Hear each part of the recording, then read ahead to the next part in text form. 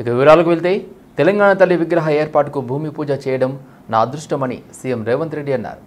వేద పండితుల సూచనలతో ఇవాళ శంకుస్థాపన చేస్తున్నామని తెలిపారు. రాష్ట్ర సచివాలయంలో తెలంగాణ తల్లి విగ్రహ ఏర్పాటుకు సీఎం రేవంత్ రెడ్డి భూమి పూజ నిర్వహించారు. కొబ్బరికాయ కొట్టి విగ్రహ ఏర్పాటుకు శంకుస్థాపన చేశారు. ఈ ఏడాది డిసెంబర్ 9వ తేదీన తెలంగాణ తల్లి విగ్రహం ఆవిష్కరిస్తామని, డిసెంబర్ 9న తెలంగాణ ప్రజలకు పండుగ రోజని పిలుపునిచ్చారు. శ్రీమతి సోనియా గాంధీ గారు ఇచ్చిన మాట నిలబెట్టుకోవడానికి వారి మాటే శిలాశాసనం. ఒక్క మాట చెప్పిండ్రంటే అది చరిత్రలో సువర్ణ అక్షరాలతో లిఖించదగిన విధానమని 2004 కరీంనగర్లో వారిచ్చిన మాట ప్రకారం 2014 తెలంగాణ రాష్ట్ర ఏర్పాటు కల సాకారమైంది. 2014 నుంచి 2024 వరకు దాదాపుగా 10 సంవత్సరాల అధికారంలో ఉన్న వాళ్ళు ఎన్నెన్నో నిర్మించడం, ప్రపంచానికే ఆదర్శంగా నిలబడ్డం, చాలా విషయాలు గొప్పలు వాళ్ళు ప్రస్తావించడం జరిగింది. నేను పెద్దగా రాజకీయ విమర్శలకు నేను వెళ్ళదలుచుకోలేదు, కానీ 10 సంవత్సరాలు పరిపాలన చేపట్టిన వాళ్ళు తెలంగాణ తల్లిని తెరమరుగున పడవేసినరు. ఎందుకంటే తెలంగాణ తల్లి కంటే కూడా వారే ప్రాధాన్యత, వారే తెలంగాణకు సర్వం, నేనే తెలంగాణ, తెలంగాణనే నేను అనే విధంగా గత పాలకులు వ్యవహరించినరు. ఆ విధానానికి కాంగ్రెస్ పార్టీ, ప్రజలెన్నుకున్న ప్రభుత్వం, ప్రజాపాలన ఆ పాత విధానాలకు విరుద్ధం ప్రగతి భవన్ పేరు మీద పెద్ద గడిని నిర్మించుకొని చుట్టూతా ముళ్ళ కంచెలు ఏర్పాటు చేసుకొని వందలాది మంది పోలీసుల పహారాల మధ్యలో వారు భద్రంగా అక్కడ ఉండి తెలంగాణ ప్రజలకు ప్రవేశం లేదు అని నిషేధించిన ప్రగతి భవన్ను ప్రజాభవన్గా మార్చి జ్యోతిరావు పూలే భవన్గా ఈరోజు తెలంగాణ ప్రజలు ఏ సమస్యలు ఉన్నా స్వేచ్ఛగా లోపలికి వెళ్ళొచ్చు, అక్కడున్న ప్రజాప్రతినిధులకు, అధికారులకు విన్నవించవచ్చు, ఆ సమస్యల్ని పరిష్కరిస్తాము అని చెప్పి గడిగా మారిన ప్రజాభవన్ను ఈరోజు వాళ్ళు ప్రగతి భవన్ పేరు మీద ప్రజలకు దూరం చేస్తే, ప్రజాభవన్ పేరు మీద మన ప్రభుత్వం ప్రజలకు అందుబాటులోకి తీసుకొచ్చి దేశానికే ఆదర్శంగా ఈ ప్రభుత్వం నిలబడ్డది.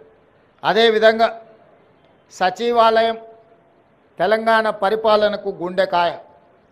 తెలంగాణ ప్రజల యొక్క ఆకాంక్షలు నెరవేరాలన్నా, తెలంగాణ రాష్ట్ర అభివృద్ధి జరగాలన్నా ఈ సచివాలయం నుంచే విధానపరమైన నిర్ణయాలు జరగాలి, ప్రజాప్రభుత్వం పరిపాలన సాగించాలి, మంత్రివర్గ సహచరులు ఇక్కడి నుండే నిర్ణయాలు చేయాలి, ప్రజలు వాళ్ళ యొక్క విజ్ఞప్తులను, వాళ్ళ యొక్క సమస్యలను తెలియజేయడానికి. ఎమ్మెల్సీ కల్వకుంట్ల కవిత బెయిల్పై భువనగిరి ఎంపీ చామల కిరణ్ కుమార్ రెడ్డి స్పందించారు. కవిత కడిగిన ముత్యమని, కేసు అయిపోయినట్టుగా, లిక్కర్ స్కామ్ నుండి బయటపడినట్టుగా బీఆర్ఎస్ నాయకులు సంబరాలు చేసుకుంటున్నారని ఎద్దేవా చేశారు. బెయిల్ వచ్చిన అంత మాత్రాన కవిత కడిగిన ముత్యం కాదన్నారు. ఈరోజు బీఆర్ఎస్ నాయకురాలు మాజీ ముఖ్యమంత్రి కేసీఆర్ గారి కుమార్తె కవిత గారి బెయిల్ కడిగిన ముత్యంలా బయటకు వచ్చిందని బీఆర్ఎస్ నాయకులు, బీఆర్ఎస్ పార్టీకి మంచి రోజులు వచ్చినాయని, న్యాయం నిలబడిందని, ఆల్రెడీ కవిత గారు కేసు నుంచి బయటకు వచ్చినట్టుగా, ఇన్ని రోజులు జైల్లో ఉండి లిక్కర్ స్కామ్ మొత్తం అయిపోయినట్టుగా వాళ్ళు ఏదో విజయోత్సవాలు చేసుకుంటారు. బెయిల్ వచ్చినంత మాత్రాన కడిగిన ముత్యం కాదు. తెలంగాణ రాష్ట్రం సిగ్గుపడే విధంగా నార్త్ ఇండియాలో ఢిల్లీలో పోయి లిక్కర్ బిజినెస్ చేసినందుకే కేసులు జరిగినాయి. కేసులలో నిజ నిర్ధారణ ఇంకా జరగలేదు, కేవలం బెయిల్ వచ్చింది మాత్రమే. ఈ రోజు నిన్న సాయంత్రం ముఖ్యంగా బెయిల్ వచ్చే విషయం మరి ముందే వీళ్ళకి తెలుసా తెలియదా? మనము కోట్లను తప్పు పెట్టే విధంగా మాట్లాడేటువంటి నాగరికత మాకు లేదు. కానీ డెఫినెట్ గా ముందు రోజే ఎమ్మెల్యేలందరూ అక్కడికి పోవడం, మరి బీజేపీ నాయకులతోటి మంతనాలు చేసిర్రా, రేపు పొద్దున వీళ్ళందరూ బీజేపీ పార్టీతోటి కూడగట్టుకుని కాంగ్రెస్ పై యుద్ధం చేయాలన్న ఆలోచనతోటి ఇవాళ ముఖ్యంగా కవిత గారికి బెయిల్ రావడమే లక్ష్యంగా బీజేపీ తోటి మంతనాలు చేసిర్రా లేదా తెలంగాణ ప్రజలు గమనించారు. ఎందుకంటే గత కొన్ని నెలలుగా ఎన్నోసార్లు ఢిల్లీకి వెళ్తురు, మా ముఖ్యమంత్రి గారు ఎన్నోసార్లు ఢిల్లీకి వెళ్తుర్రు అని చెప్పిన కేటీఆర్ గారికి ఒక విషయం చెప్పాలి. ఈయన అక్కడికి వెళ్ళింది ముఖ్యమంత్రి గారు రాష్ట్ర వ్యవహారాలు చక్కదిద్దడానికి, మంత్రులను కలవడానికి, అన్ని శాఖల మంత్రులు పెండింగ్ విభజన హామీల పెండింగ్ విషయాలు, రావాల్సినటువంటి నిధుల కోసం ముఖ్యమంత్రి గారు వెళ్తే, మరి మీరందరు గత కొన్ని నెలలుగా కేవలం కవిత గారి బెయిల్ కోసము బీజేపీ నాయకులతోటి అడ్వకేట్లతోటి మంతనాలు చేయడానికి వెళ్ళినట్టుగా ఎన్నోసార్లు నిదర్శనాలు ఉండే, ఎన్నో విధాలుగా తెలంగాణ ప్రజలు కూడా అర్థం చేసుకురు మీ కదలికలు. నేను ఒకటే మిమ్మల్ని అడుగుతున్నా ఈరోజు, ముఖ్యంగా బండి సంజయ్ గారు ఒక సహాయ మంత్రిగా ఉండి అభిషేక్ మన్ సింఘ్వి అనే ఒక భారతదేశంలోనే అత్యున్నతమైనటువంటి న్యాయవాది ఈరోజు కేసు వాదిస్తే దాన్ని కాంగ్రెస్కి అంటగట్టుతున్నావు. పటాన్చెరు నియోజకవర్గం పటాన్చెరు డివిజన్ పరిధిలోని మైత్రి మైదానంలో ఏర్పాటు చేసిన 68వ స్కూల్ గేమ్స్ ఫెడరేషన్ మండల స్థాయి క్రీడోత్సవాలను పటాన్చెరు ఎమ్మెల్యే గుడ మహిపాల్ రెడ్డి జ్యోతి ప్రజ్వలన చేసి ప్రారంభించారు. విద్యార్థి దశ నుండి క్రీడలపై ఆసక్తి పెంపొందించేలా రాష్ట్ర ప్రభుత్వం ప్రతి సంవత్సరం క్రీడోత్సవాలు నిర్వహిస్తుందని తెలిపారు. ప్రతి విద్యార్థి క్రీడలపై ఆసక్తి పెంపొందించుకోవాలని విజ్ఞప్తి చేశారు. పటాన్చెరు నియోజకవర్గంలో క్రీడారంగం అభివృద్ధికి ప్రత్యేక ప్రాధాన్యత ఇవ్వడంతో పాటు నియోజకవర్గం వ్యాప్తంగా 5 మినీ స్టేడియాలు నిర్మిస్తున్నామని తెలిపారు. ప్రతి గ్రామంలో క్రీడా ప్రాంగణాలు ఏర్పాటు చేయడం జరిగిందని తెలిపారు. ఈ సందర్భంగా క్రీడల ప్రాముఖ్యం వివరిస్తూ పిఈటి శ్రీనివాస్ పాడిన పాట అందరినీ ఆకట్టుకుంది. ఈరోజు పటాన్చెరు నియోజకవర్గ స్థాయిలో 68వ ఎస్డిఎఫ్ క్రీడా మొదలుపెట్టడం జరిగింది. ప్రభుత్వ పాఠశాల క్రీడలు. ఈ క్రీడల్లో నియోజకవర్గ స్థాయిలో ఏ మండలికి ఆ మండలు ఎక్కడికక్కడ క్రీడలు నిర్వహించడం జరుగుతూ ఉంది. పీఈటీలు, పీడీలు, ఎంఈఓల ఆధ్వర్యంలో ఈ క్రీడలు జరుగుతూ ఉన్నాయి. దీన్ని పూర్తి స్థాయిలో ప్రభుత్వ పాఠశాలల పిల్లలందరూ సద్వినియోగం చేసుకొని జిల్లా స్థాయికి సెలక్షన్ కావాలి. జిల్లా స్థాయి నుంచి మళ్ళా స్టేట్ సెలక్షన్ గిట్ట ఉంటుంది కాబట్టి తప్పకుండా క్రమశిక్షణతో పిల్లలు ఈ క్రీడల్లో పాల్గొని విజయం సాధించాలని చెప్పి కోరుతాం. ప్రభుత్వ గుర్తింపు పొందిన పాఠశాలల సమస్యల పరిష్కారానికి కృషి చేస్తానని మాజీ మంత్రి తలసాని శ్రీనివాస్ యాదవ్ అన్నారు. ప్రభుత్వ గుర్తింపు పొందిన పాఠశాలల అసోసియేషన్ ఆధ్వర్యంలో రవీంద్ర భారతిలో ఘనంగా అవార్డు ప్రదానోత్సవ కార్యక్రమం నిర్వహించారు. ఈ కార్యక్రమానికి ముఖ్య అతిథిగా మాజీ మంత్రి సనత్ నగర్ ఎమ్మెల్యే తలసాని శ్రీనివాస్ యాదవ్ హాజరయ్యారు. 10th క్లాస్లో టాపర్స్గా నిలిచిన విద్యార్థులకు అవార్డును అందజేశారు ఎమ్మెల్యే తలసాని శ్రీనివాస్ యాదవ్. మంత్రిగా ఉన్నప్పుడు కూడా చాలా విషయాలలో మాట్లాడడం జరిగింది. ప్రతి సంవత్సరం నేను కార్యక్రమాలలో మరి వారు ఇన్వైట్ చేసినప్పుడు సరే అడవుడిగా రావడం వెళ్ళడం జరిగింది. కలెక్షన్ గారు చెప్పారు ఎప్పుడు బిజీ ఉంటారు సారు, ఈ రోజు చాలా ప్రశాంతంగా కూర్చున్నా. కానీ ఈ రోజు కూడా లాస్ట్ డే మ్యారేజెస్ చాలా ఉంటాయి. బట్ నేను అక్కడికి వెళ్తే లేట్ అవుతుందన్న ఉద్దేశంతో నేను తొందరగా రావడం జరిగింది. యాక్చువల్ నేను 11 పోతానని చెప్పాను. బట్ ఏదేమైనప్పటికీ ఈరోజు ఇంకా చాలా అంశాలు ఉన్నాయి. మనకు కల్చరల్ ప్రోగ్రామ్స్ కానివ్వండి, మరి స్పోర్ట్స్ కానివ్వండి, వీటితో పాటు ఎడ్యుకేషన్, ఈ అన్ని విషయాలలో మన దగ్గర కూడా గ్రౌండ్స్ ప్రాపర్గా లేదు. ఉన్న కొన్ని జిహెచ్ఎంసీ గ్రౌండ్స్ కూడా మనం వాడుకోవడం జరుగుతుంది. వాళ్ళు ఫీజు కూడా కలెక్ట్ చేస్తున్నటువంటి సందర్భాన్ని కూడా. బట్ ఏదేమైనప్పటికీ ఎడ్యుకేషన్ అనేది చాలా ఇంపార్టెంట్.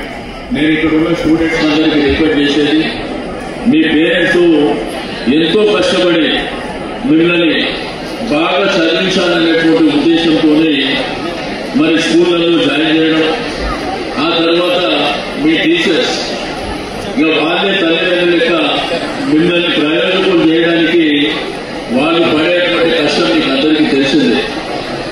కాబట్టి మీరు కూడా బ్రహ్మాండంగా చదువుకొని భవిష్యత్తు తరాలకు మీరు ఒక ఎగ్జాంపుల్లో ఉండాలనేటువంటిదే నేను ఈ సందర్భంగా సూచిస్తూ ఈ రోజు టాపర్స్ గా వచ్చిన వాళ్ళకి నేను మనస్ఫూర్తిగా అభినందనలు తెలియజేస్తా ఉన్నాను. రాని వాళ్ళు కూడా డెఫినెట్ గా నెక్స్ట్ టైం వచ్చే విధంగా కృషి చేయాలని చెప్పి నేను ఈ సందర్భంగా తెలియజేస్తూ మీ అందరికీ మరోసారి మనస్ఫూర్తిగా అభినందనలు తెలియజేస్తూ చివరిగా నేను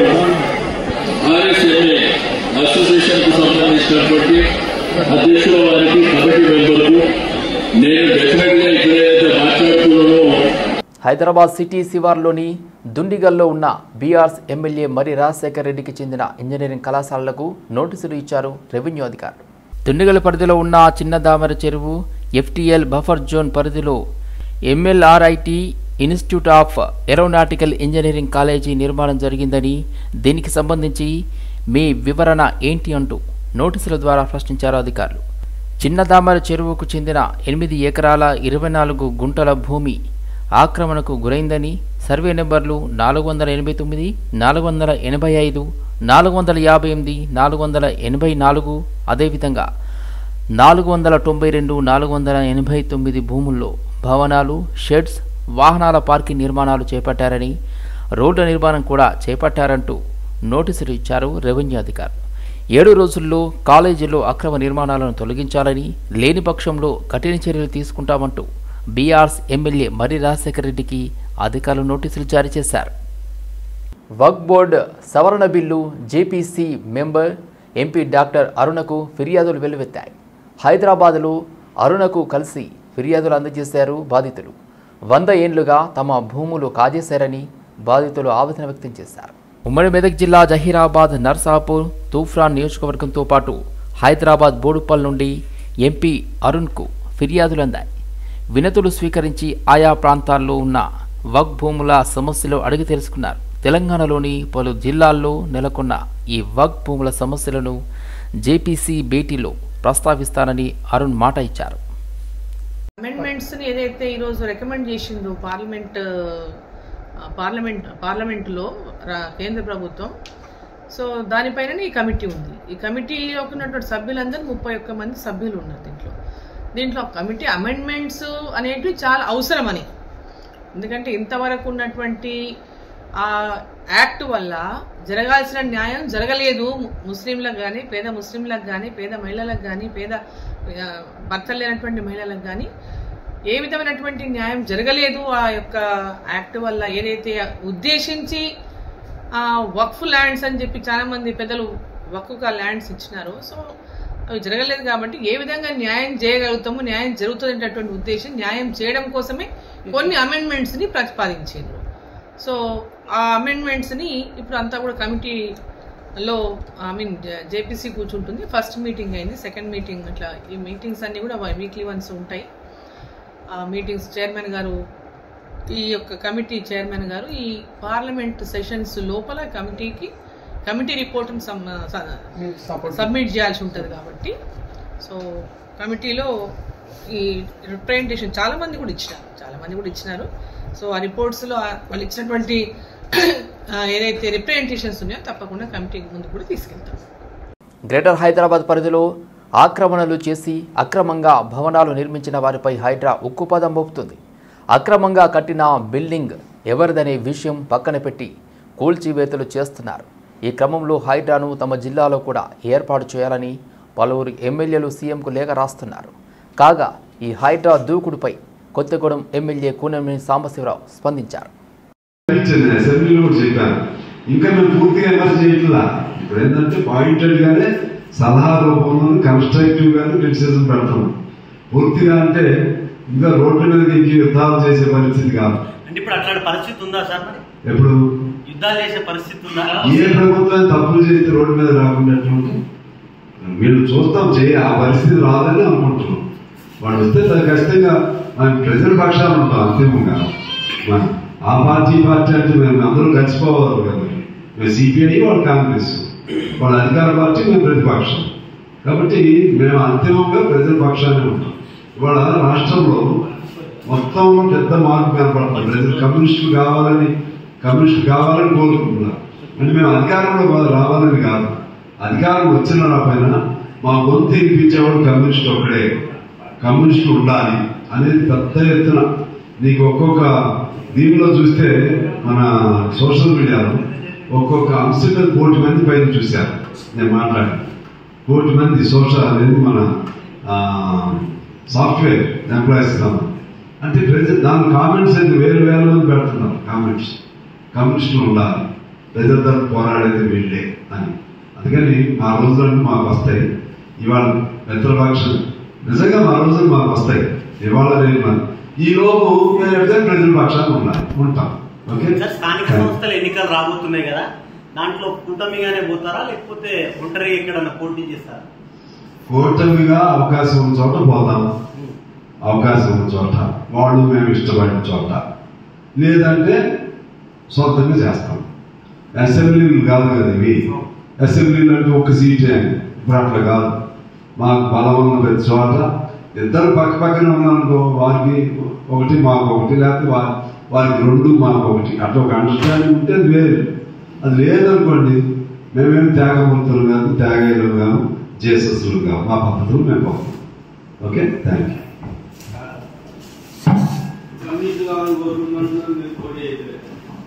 అచ్చా, ఇప్పుడు ఇంటర్నేషనల్ క్రికెట్ కౌన్సిల్ కొత్త చైర్మన్గా జైషా ఎన్నికయ్యారు. బీసీసీఐ కార్యదర్శిగా ఉన్న ఆయన ఏకగ్రీవంగా ఎన్నికయ్యారు. డిసెంబర్ 1 నుంచి చైర్మన్గా బాధ్యతలు స్వీకరించనున్నారు. 2 నెలల పాటు ఆయన ఈ పదవిలో కొనసాగనున్నారు. ఐసీసీ చైర్మన్గా ఎన్నికైన అతి పిన్న వయస్కుడిగా జైషా గుర్తింపు దక్కించుకున్నారు. భారత్ నుండి అంతర్జాతీయ క్రికెట్ మండలి చైర్మన్గా ఎంపికైన 5వ వ్యక్తి. ప్రస్తుతం చైర్మన్గా గ్రెగ్ బార్క్లే కొనసాగుతున్నారు. అతడు మరో దఫా చైర్మన్గా కొనసాగడానికి అర్హత ఉన్నా కొనసాగడానికి విముఖత చూపారు. దీంతో తాజాగా జరిగిన ఎన్నికల్లో జైషా ఏకగ్రీవమయ్యారు. తెలంగాణ రైతు సంఘం రాష్ట్ర స్థాయి రాజకీయ శిక్షణా తరగతులు ఆగస్టు 31, సెప్టెంబర్ 1-2 తేదీల్లో రంగారెడ్డి జిల్లా ఇబ్రహీంపట్నం మండలం రామ్దాసుపల్లిలోని శుభం గార్డెన్లో జరగనున్నాయి. ఈ క్లాసులను జయప్రదం చేయాలని రైతు సంఘం రాష్ట్ర కార్యాలయంలో జరిగిన పోస్టర్ ఆవిష్కరణ కార్యక్రమంలో తెలంగాణ రైతు సంఘం రాష్ట్ర ప్రధాన కార్యదర్శి టి సాగర్ పిలుపునిచ్చారు. అఖిల భారత ప్రధాన కార్యదర్శి డాక్టర్ విజ్జుకృష్ణ, వ్యవసాయ రంగం నిపుణులు, శాస్త్రవేత్తలు పాల్గొంటారని అన్నారు. కేంద్ర ప్రభుత్వం వ్యవసాయ రంగంలో తీసుకొస్తున్న మార్పులు, వాతావరణంలో వస్తున్న మార్పులు, రైతులు, రైతు సంఘం కార్యకర్తలు తీసుకోవాల్సిన చర్యలను ఈ తరగతులలో చర్చించడం జరుగుతుంది. తెలంగాణ రైతు సంఘం రాష్ట్ర స్థాయి రాజకీయ శిక్షణ తరగతులు ఈ నెల 31, సెప్టెంబర్ 1-2 తేదీల్లో రంగారెడ్డి జిల్లా ఇబ్రహీంపట్నం మండలంలోని శుభం గార్డెన్ లో జరుగుతూ ఉన్నాయి. ఈ క్లాసులను జయప్రదం చేయాలని చెప్పి విజ్ఞప్తి చేస్తా ఉన్నాం. ఈ క్లాసులు బోధించడానికి అఖిల భారత ప్రధాన కార్యదర్శి విజయకృష్ణ గారు హాజరవుతున్నారు. అదే రకంగా రాష్ట్రంలోని వ్యవసాయ శాస్త్రవేత్తలు, వ్యవసాయ రంగ నిపుణులు కూడా ఈ క్లాసుల్లో భాగస్వాములు అవుతారు. తెలంగాణ రాష్ట్ర వ్యాప్తంగా అన్ని జిల్లాల నుంచి ప్రాతినిధ్యం వహిస్తూ 300 మంది రైతు సంఘం కార్యకర్తలు కూడా భాగస్వాములు అవుతారు. ముఖ్యంగా ఈ క్లాసులలో కేంద్ర ప్రభుత్వం తీసుకొస్తున్నటువంటి విధానాలు, వాటి యొక్క ప్రభావం రైతాంగం మీద ఏ రకంగా ఉంది అనేటువంటి అంశాలని, అదే రకంగా వాతావరణంలో వస్తున్నటువంటి మార్పులు, బడ్జెట్ లో కేటాయింపులు, వీటన్నిటి మీద అవగాహన కల్పించే దానికోసం ఈ క్లాసులలో ప్రయత్నం జరుగుతుంది. అదే రకంగా తెలంగాణ రాష్ట్రంలో వస్తున్నటువంటి మార్పులు, వాతావరణ మార్పులు, వీటన్నిటిని కూడా రైతాంగానికి అవగాహన కల్పించే దానికోసం ఈ క్లాసులలో ప్రయత్నం జరుగుతుంది. దాంతో పాటు సాంస్కృతిక కార్యక్రమాలు కూడా ఈ 3 రోజుల పాటు కొనసాగుతాయి. వివిధ అంశాలు, అన్నదాత ఒక నాటిక కూడా ఈ కార్యక్రమంలో ఉంటుంది. వీటన్నింటినీ క్లాసులని జయప్రదం చేసేటువంటి దాంట్లో వ్యవసాయ నిపుణులు, వ్యవసాయ అభిమానులందరూ కూడా భాగస్వాములు కావాలని చెప్పి సందర్భంగా విజ్ఞప్తి చేస్తాం. చేవెళ్ల ఎమ్మెల్యే కాల యాదయ్యకు సొంత పార్టీ కార్యకర్తల నుండి నిరసన ఎదురైంది. షాబాద్లో కళ్యాణ లక్ష్మి చెక్కులు పంపిణీ చేసేందుకు ఆయన వెళ్లారు. ఈ క్రమంలో కాంగ్రెస్ కార్యకర్తలు ఆయన వాహనాన్ని అడ్డుకుని గుడ్లతో దాడి చేశారు. కాల యాదయ్యకు వ్యతిరేకంగా నినాదాలు చేశారు.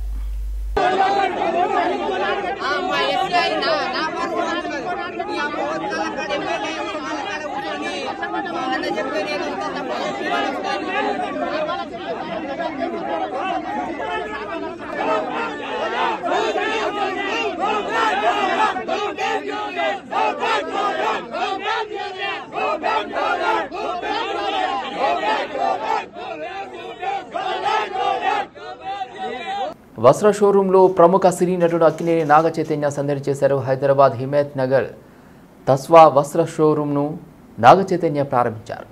ఈ సందర్భంగా ప్రత్యేకంగా ఏర్పాటు చేసిన కార్లు హిమాయత్ నగర్ కూడలి నుండి షాప్ వరకు డప్పుల చప్పుళ్ళు నృత్యాల మధ్య ర్యాలీగా వచ్చారు. త్వరలో జరగబోయే వివాహానికి తస్వా తయారు చేసిన డిజైన్ వస్త్రాలను వేసుకోనున్నట్లు నాగచైతన్య తెలిపారు. అందరి సమక్షంలో తన వివాహాన్ని గ్రాండ్గా చేసుకోనున్నట్లు వెల్లడించారు. హైడ్రా కూల్చివేసిన ఇన్కన్వెన్షన్పై స్పందిస్తూ ఆ విషయంలో నాన్న ట్విట్టర్ ద్వారా వెల్లడించారని పేర్కొన్నారు.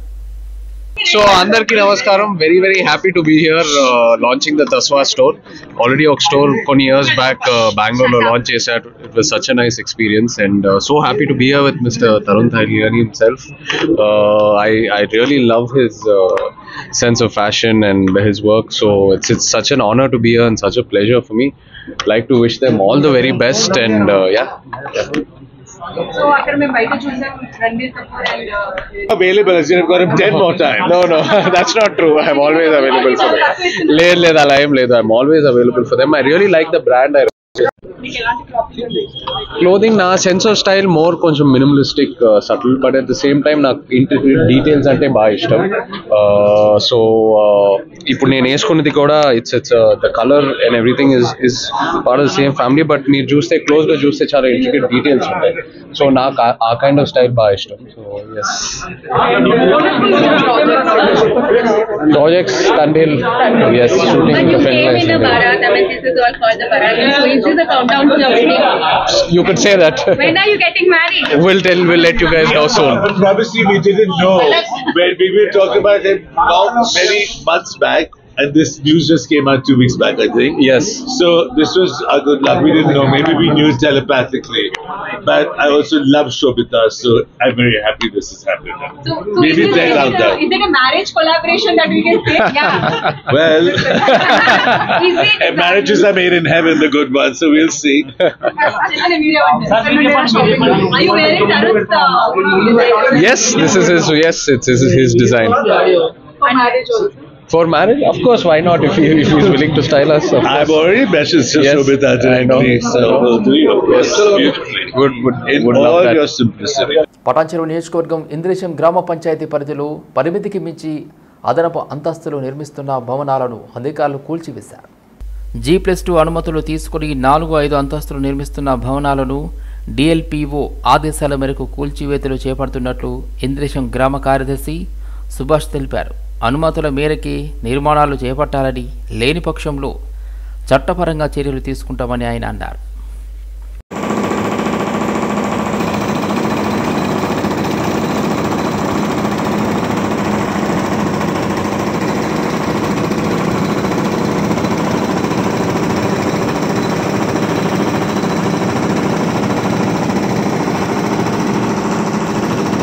శంషాబాద్లో ఓయో హోటల్ నిర్వాహకుడి నిర్వాహకం తాజాగా వెలుగు చూసింది. ఈ హోటల్ గదిలో రహస్య సీసీ కెమెరాలను హోటల్ నిర్వాహకుడు ఏర్పాటు చేశాడు. రూమ్ అద్దెకు తీసుకున్న వ్యక్తుల అశ్లీల చిత్రాలను చిత్రీకరించి బాధితులను ఓయో హోటల్ నిర్వాహకుడు బెదిరిస్తున్నాడు. హోటల్ నిర్వాహకుడి బాధను ఎదుర్కొంటున్న ఓ జంట పోలీసులకు ఫిర్యాదు చేసింది. దీంతో పోలీసులు హోటల్ను తనిఖీ చేసి రహస్య సీసీ కెమెరాలను స్వాధీనం చేసుకున్నారు. నిందితుడిని అదుపులోకి తీసుకుని పోలీసులు విచారణ చేపట్టారు. నిందితుడి వద్ద నుండి 2 సెల్ ఫోన్లు స్వాధీనం చేసుకున్నారు. ఈ ఘటనపై కేసు నమోదు చేసుకుని రాజీవ్ గాంధీ ఇంటర్నేషనల్ ఎయిర్పోర్ట్ పోలీసులు దర్యాప్తు చేపట్టారు.